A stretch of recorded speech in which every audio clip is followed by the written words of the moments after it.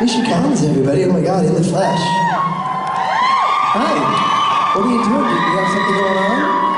Yeah, we have something going on Okay. here, as a matter of fact. Okay. Would you guys care to join me over here?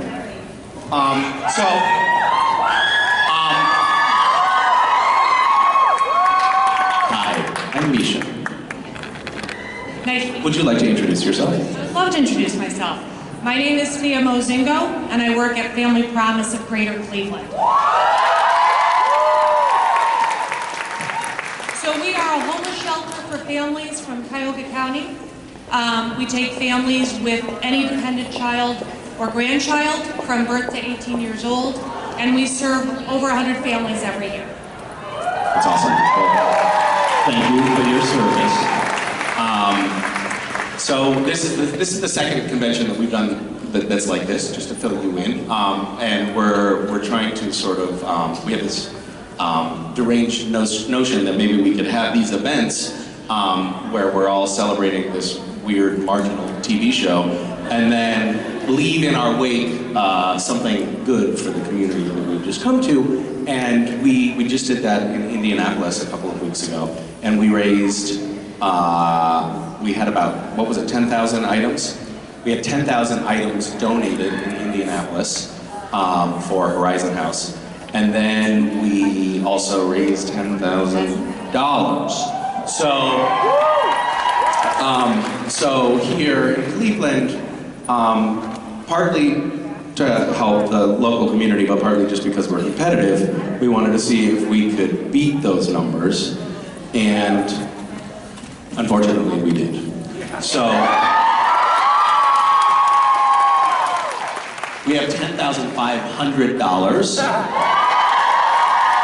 for you guys, and we have how many items? 10,602. 10,602. That's cheating, by the way. If you write it on your hand, you wrote the answer on your hand. Well, thank you so much. Thanks for having us. We really appreciate all of your support. Thank you guys for doing that. I just want to say that this is who I fangirl off of. The work they're doing is absolutely incredible, and the most exciting news was there was a baby born. So we have people come in, they have a child, they may be pregnant when they come in, and I just had the most beautiful little boy born 2 weeks ago. Shout out to little Kay, because he's doing great. I just want to say thank you to all of you, because you did something really amazing, and this made this weekend for all of us. So thank you. And thank you also for supporting Random Acts. The things that you do. Random Acts would not exist without you, and the things that you do help to do amazing things like this. So thanks to all of you. Please give yourselves a round of applause.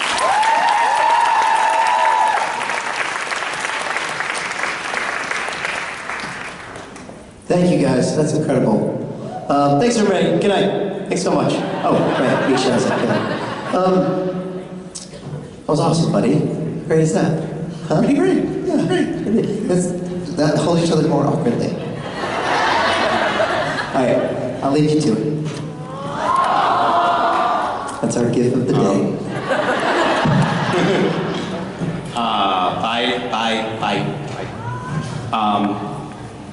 We were just talking about, Rob, I'm going to talk about you for a second, I'm sorry. We were just talking about how this weekend is the 5-year anniversary of Rob's very scary stroke that happened at a convention. And it's so lovely to see you flourishing, Rob.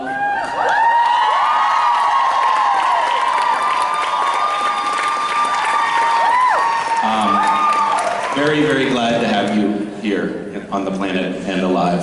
Yeah. Me too. Yeah.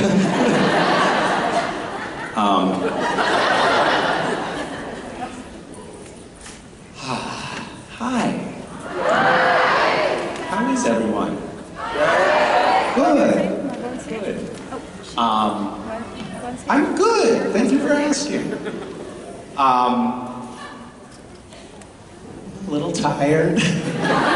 I always have the same report. What's that? Thank you. That was the compliment I was fishing for.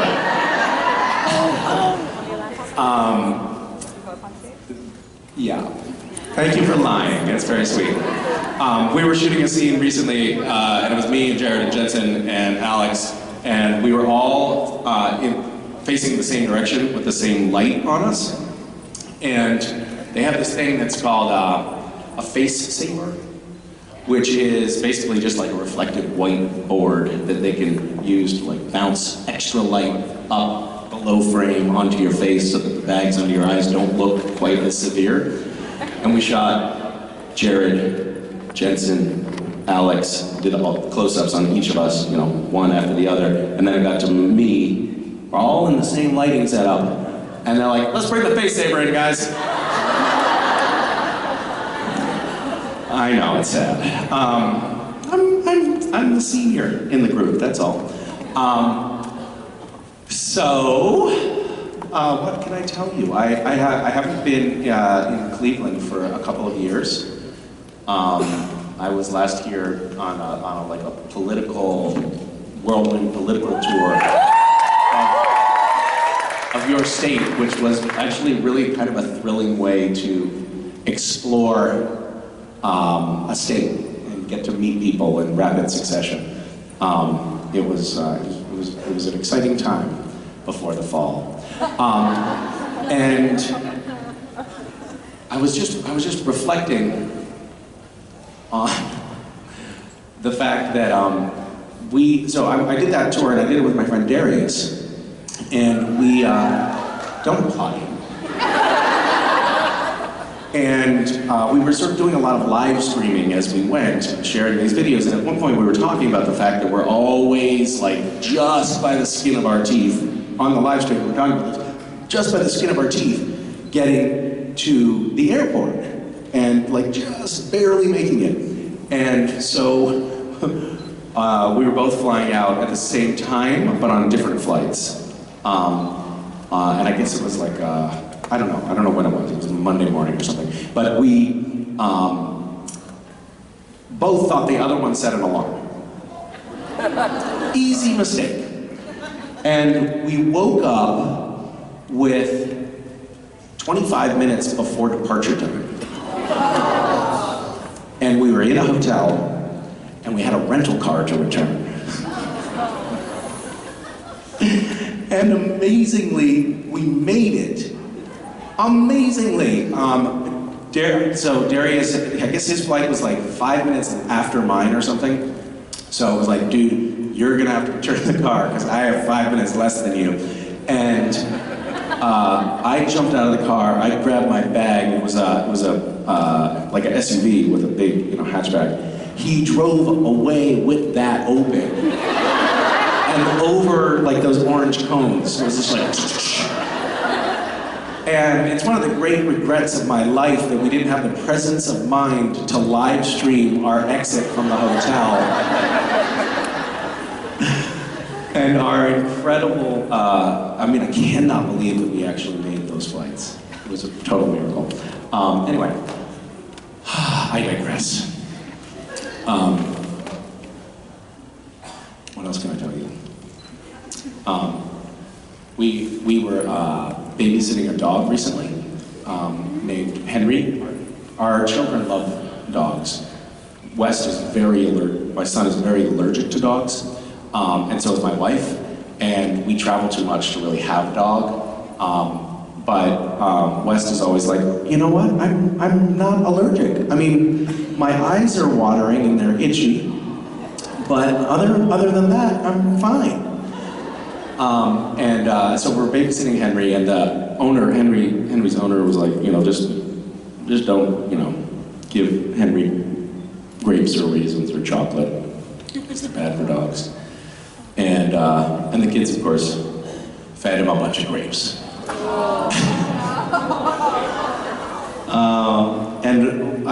Vicky and I were just petrified that Henry was going to keel over and die. And so we called a vet, and we're like, should we get Henry's stomach pumped? How many grapes did the kids feed him? And the kids were like, well, I'm not really sure how many grapes. Henry seemed to like them because he had been deprived of grapes his whole life. Anyway, the owner was very gracious about it, and said that they would no longer need our services as a dog babysitter. But Mason said, Henry seems very, very friendly with people. He must not be allergic.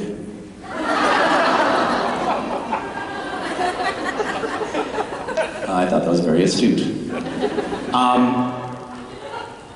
So, should we do that weird shooting the scene thing again? Does anybody want to do that? Okay. Okay, so this is an idea that I had been actually percolating on for a long time. I thought it could be a kind of fun thing to do in schools to show kids, like, just give them a little sense of like what goes on in shooting a scene on a TV show. But obviously no school would let me come in, so we're gonna do that here and pretend that this is a school and that we're having an assembly, and we're gonna sort of shoot a scene from Supernatural. Supernatural is a sci-fi TV show on the CW.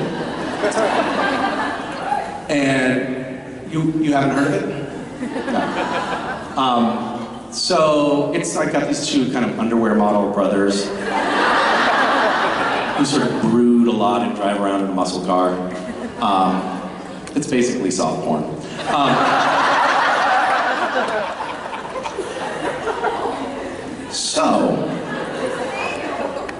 So have people been assigned already? Have you passed those out? God, you guys are so efficient. Can I have the script?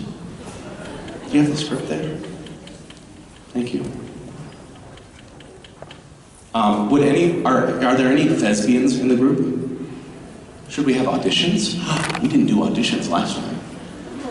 No, that's too mean. Are there any actors or aspiring actors in the audience? Oh, all right. All right. I think we should cast from actors in this time, because there were some of the performances last time were terrible. The Castiel character was awful. I'm just kidding. You were amazing. The way you said that, but auditioning is such a funny thing because you go into this room and there's these people that are like executives who can make a decision about your life and future that has so much weight on it. Like you could either become famous or you could go home a loser. And those are your two choices. And it's very nerve-wracking. And when I first started auditioning, this is a sidebar, by the way, has nothing to do with this. When I first started auditioning in Los Angeles, I would get these ideas like, I'll do this cool thing and it'll make me stand out, you know? It's not a good idea to have those ideas. And I remember I did this audition it was a pilot for a new Dick Wolf, who's a big producer, new Dick Wolf show. And it was like a young political intern. And I was like, I was a political intern. Like, this, I wonder if they may have written it with me in mind. I'm perfect for this. And so I went in and I had a suit on, like a full suit, which didn't fit me at all because I had, all of my clothes were too big. And so I looked like a tiny child.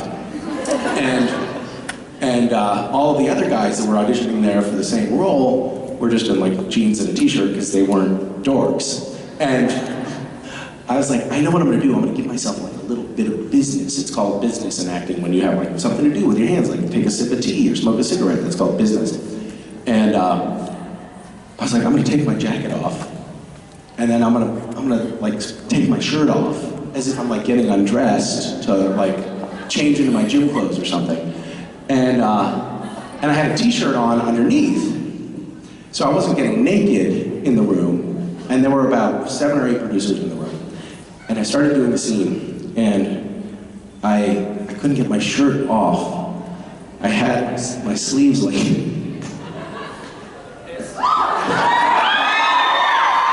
I was utterly trapped in the cuffs. I was trying to like say the line still as if this wasn't happening. And of course, that experience caused me to start sweating profusely. And it was both from like the physical rigor, but also just the sheer embarrassment of knowing that I was mortifying myself. And also realizing, this whole take off the shirt thing was a bad idea to start with. Like, even if this had been a seamless enterprise, it would have been really embarrassing. So I would do stuff like that all the time, and I can't believe that I kept acting because I would go home and just like be just awash in shame. Like, what did I do? And why am I here?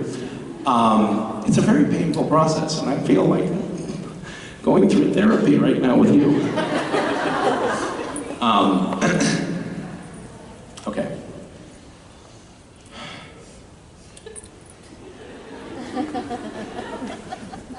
Who would like to play the role of Dean Winchester? He is the shorter underwear model. You look like Dean, come on up. Who would like to play the role of Lucifer? You, ma'am, with your hand up. Yes, and you're the thespian, right? You raised your hand earlier. Who else is a thespian?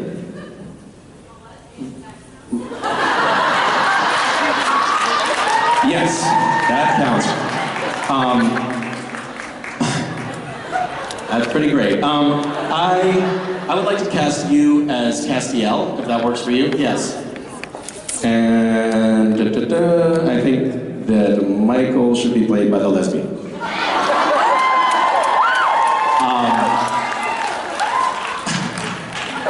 Wait, I think we might have another. That didn't make it any better. Okay, that'll work.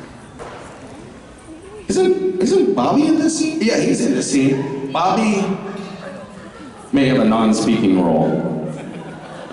Yeah, I'm sorry, Bobby. Okay, who wants to play Bobby? You don't have to be an actor for this role because it's just Bobby. Yeah, dude. Yep. All right. So this is our cast. That was hilarious. Okay. So, what I'd like to do right now, this is something that, oh no, we're gonna do everything the way we really do it. Really happy to have you guys on board. Your auditions were incredible, especially yours.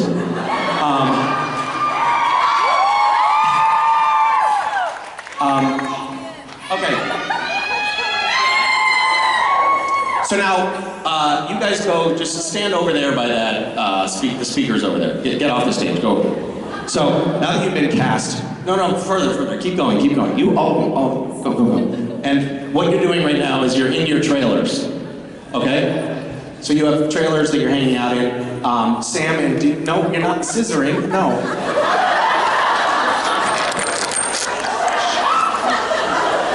You know what? I didn't do it, she did it!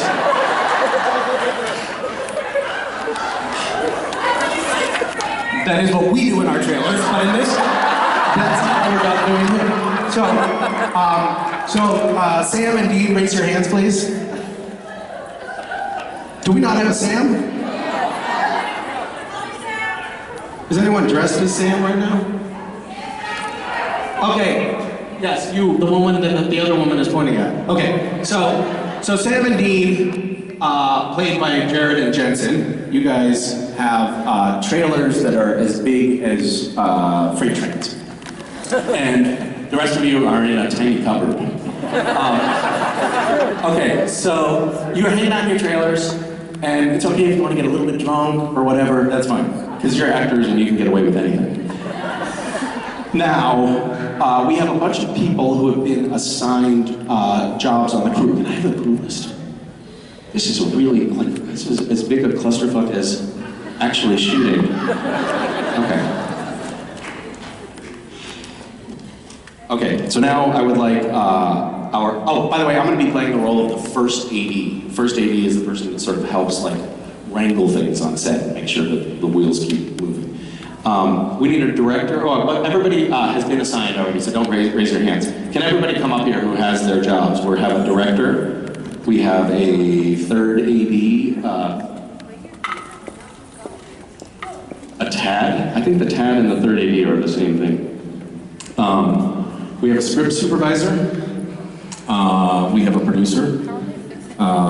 Everybody come up if you've been assigned any job. A director of photography, an 8-camera operator, an 8-camera assistant, a second 8-camera assistant, and the same 3 roles for B camera. We have a gaffer, a best boy, a lamp operator, a key grip, a best boy, a boom operator, key hair, key makeup, costume coordinator, and we have craft services.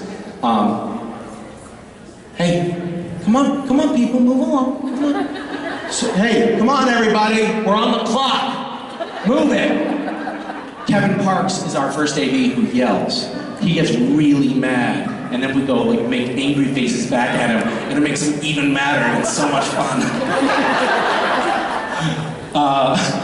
We call him Marble Mouth Kevin, because he kind of gets, when he gets mad, he's like, Friday night on set, me and Jensen were just going, and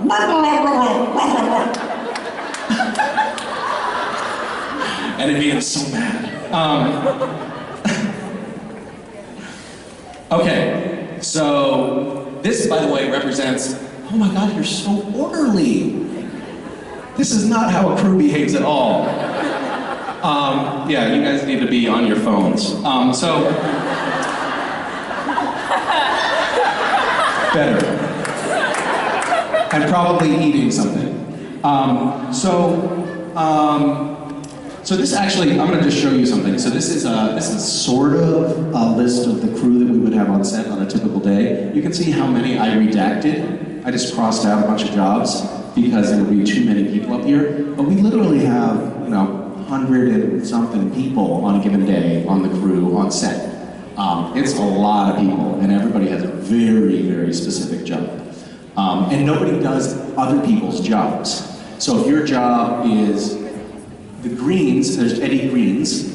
His job is to move bushes around in front of windows to make it look like, there's appropriate dappled light, or if we want to obscure a truck that's in the background or something, we'll just move a bush there. Nobody touches Eddie's bush. Just Eddie. And Eddie's there every day, and sometimes there's no bush for Eddie. But he'll be there all day anyway, just in case all of a sudden somebody gets a wild hair and wants a bush. He'll be like, hey, get me some bush! So childish. Okay, so, what are your jobs? Who's the director? Step up, please. Okay, so, who's our TAD, our third AD? Third AD, can you please get the actors out of their trailers and make them come quickly?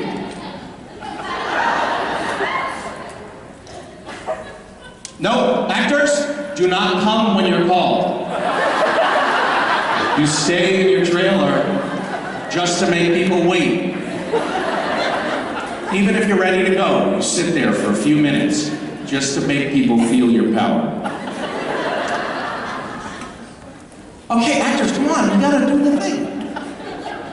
Good work, guys, you're getting it. This feels authentic. All right, so, when the actors, do we get second team? No, we need stand-ins. We need 5 more people up here. Just, here, how about you 5? Okay, whatever, 5 people come up here. Figure it out. Just 5.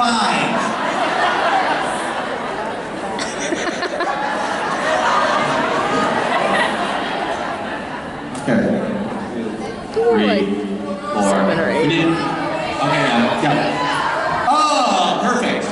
Actually, you could be the Castiel stand-in. One of you have to go. Sorry. Actually, that's okay. We can use another grip. So one of you is a grip. Who wants to be the grip? Okay, you're the grip. You are Jared's stand-in. You're Jensen's stand-in. You're Bobby's stand-in. You are Lucifer's stand-in. Wait, Michael? What? Who? I don't even know what the rules are. And you're Castiel stand-in, and that brings up another important point that I want to talk about. So, Jared's stand-in is very tall, very muscular. He has the same kind of build as Jared, the same height as Jared. Jensen's stand-in looks quite a bit like Jensen and has the same height and build. And the reason that you have stand-ins is because after you block a scene, you're going to have camera rehearsals where they set up the lights and the cameras, and actors don't want to just stand there for 25 minutes being an object. So stand-ins come and do that role. And my stand-in is Alex. Not the Alex that you're thinking of. My Alex is a woman in her 50s who's about 6 inches shorter than me and has long black hair.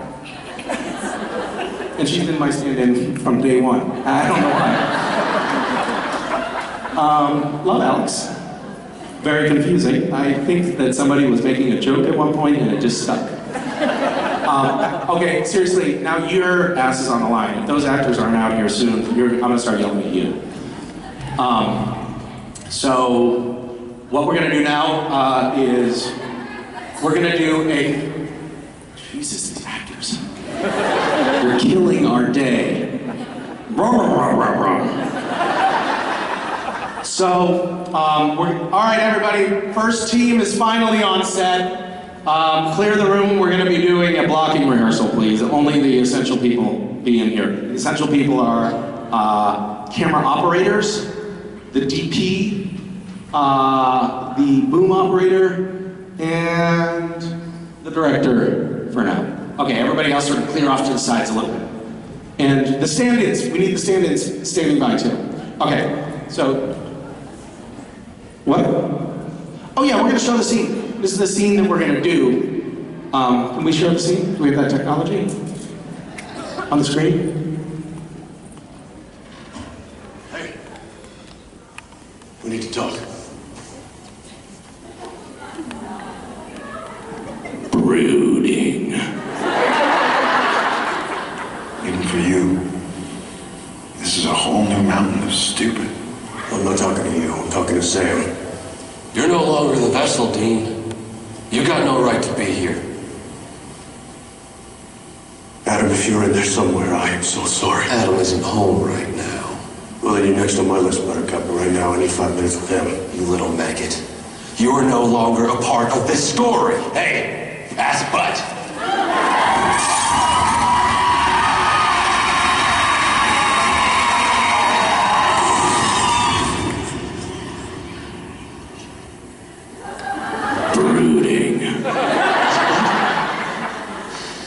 He'll be back and upset, but you got your 5 minutes. Castiel, did you just Molotov my brother with holy fire? No one takes one but me.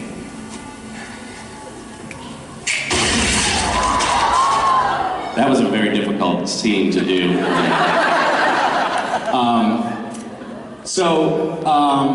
Okay, so I'll give the room to you. You need to set up the blocking, which is where people are going to stand in the scene, and then we're going to just read through the scene one time with the actors and make sure everybody is feeling good about it. Go ahead.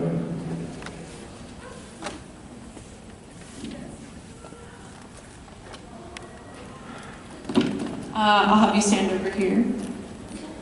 And then, where are Michael and Misha? Cool, you guys. Stand over here. Then I have... And at this point, Sam would say, I don't think, Jared would say, I don't think my character would stand there.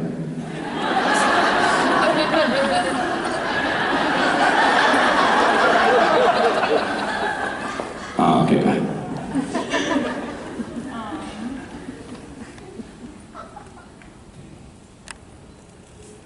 And then I'll have... Okay, that's perfect. Okay, so, great. Great. So those are our positions. And where is our DP? Where's our DP? Director of Photography? Yes. Come on, get with it. All right. Wait, are you a camera operator? You're the photography thing? Oh, all right. Well, we need a DP. Are you the DP? You're DP. All right, Chris is DP. All right, so now the DP is going to say, all right, I think we should probably shoot in this direction first because the light is best. Do that. We should definitely shoot this way. Great, good call. Okay, so now where are our stand-ins? Okay, stand-ins, go stand. Wait. You have tape? Do we have tape? Where's the tape? Yeah. Put tape on the floor for those guys. Different color for each person that shows where they stand. And yeah, tape ball. Did you guys see that there's a rival tape ball from another show now? Yeah, a copycat tape ball. And it's all like, it's kind of a mess. It looks like it's tweaking on crystal meth. Okay, so, all right, so while those guys are getting marked on the floor, you go stand in for your people, okay? I know, it's very confusing. I don't know who you are, but go figure it out. Okay, so now the stand-ins are gonna do that, and then the actors are gonna go back to their trailers and have another drink. Okay? Oh, okay, well, it's okay. Where's your, here, all right, we got you. Go get drunk. Okay, go. All right, so now we're gonna set up the cameras. You guys figure out where you're gonna position your cameras. You can be a camera operator and a DP. Okay, so you position the cameras. We're gonna do the close-ups on Cass and whoever that other character is now. And where's the boom operator? You gotta make sure you're gonna get the boom in there, but not get in the shot of the camera. That's pretty important. Where are grips? Okay, you can go set up some cables and some lights. You guys go set up lights, make it perfect. Make sure you're not going to be in the shot. Are you craft services? What are you? Oh, you're visual effects. What's your job? Best boy. Nobody knows what that is. Go pretend to be useful. You're a union employee and you're just whiling away the time. Okay, what are your props? Okay, great, props. So you can be standing by, you be standing by as well. What's your job? Your makeup. What are you? Camera assistant. Okay, go help on the camera. What's your job? DP, you're the DP we were looking for. Come up here. Tell these people that they're doing it all wrong as they're setting everything up. Yeah, over here. Say, no, that's wrong. That's wrong. Yeah, fix it, guys. All right, we have an estimate of how long it's going to be before we get in there, DP? How long is it going to be before we're ready?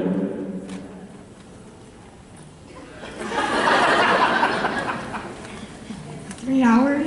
3 hours. That's going to kill our day.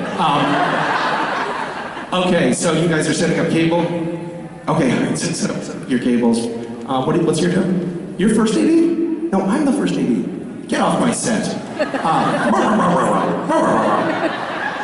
All right, what are you? You're second camera assistant. Go help. God, you're useless. Key grip. Okay, go grip something. Okay. And what's your job? Casting coordinator. No, costume coordinator. Okay, you stand by. You don't have anything to do right now. You're special effects too. Okay, great. Go over there with the other special effects person on the other side of the stage. Okay, everybody, I think we're pretty much ready. Let's call those. You know what? You can be my second AD, so you can tell the third AD to bring the actors in. Okay. Oh God, we have to wait for them again, don't we? No, they're coming. Great. Maybe they have something that they want to do after work, and now they're coming in. Okay. All right, so can you bring the clapper over there? All right, so stand-ins, can you go, you guys now go to sleep somewhere offset. Okay, now the special effects guys, can you guys come over here, props? Can you give that to Castiel, the prop? We are now doing last looks. So hair and makeup, go fix their hair and makeup and costume. Go fix their costumes, make sure they look good. And now we are ready to do the scene. You guys you all know your lines now, right? You're off book. Great. All right, director, where's our director? Okay, you go in front of the camera. All right, we are on a bell, roll sound, I say that. On a bell, roll sound. And then you say, rolling, real loud. And then everyone else sort of says, rolling, just in case somebody didn't hear it. And then you go in front of the camera and you wait for the camera operator to say speed. Speed. And not like crystal meth, but just like, and you go in front of the camera with the clapper. Nope, wrong, wrong, yeah, right, good. And now snap it. Yes. Oh wait, no, you have to say, scene 522, take 666. You got it, that's perfect. All right, slap it. All right. And now, director. Action. And now, actors, that's your cue to do the scene. Okay, go. Talk. Dee, even for you. This is a new mountain, stupid. I'm not talking to you. I'm talking to Sam. You're no longer the vessel, Dean. You've got no right to be here. Adam, if you're in there somewhere, I'm so sorry. I'm at home right now. You really do know your lines. Wait. Special effects people, where are you? Okay, are you ready? This is a stunt.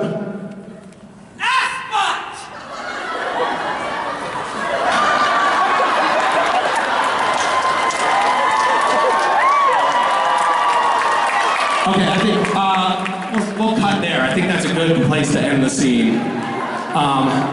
That was exhausting. Everybody, thank you for a great day. Call time is 7:30 a.m. tomorrow. Okay, go home, everybody. Bye. Bye.